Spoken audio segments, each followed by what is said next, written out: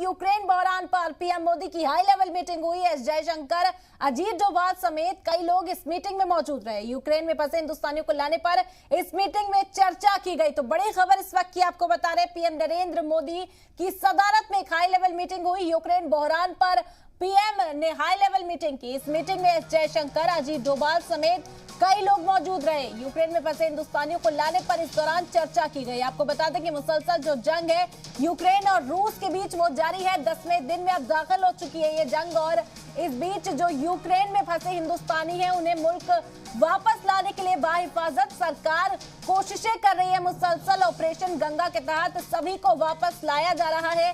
फिजाइया की भी मदद ग्लोब मास्टर 17 को लगाया गया है बच्चों को और तमाम हिंदुस्तानी जो यूक्रेन में फंसे उन्हें वापस लाने के लिए। और इसी सिलसिले में पीएम मोदी की ये अहम meeting, high level meeting PM Modi की सदारत में की गई। एस जयशंकर, अजीत डोभाल समेत कई लोग इस मीटिंग में मौजूद रहे और यूक्रेन में फंसे हिंदुस्तानियों को लाने पर इस मीटिंग में चर्चा की गई।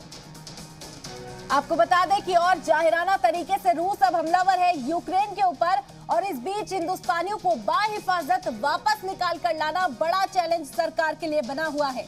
और इसी पर गौर व खौज करने के लिए ये अहम मीटिंग मुनक्किद की गई।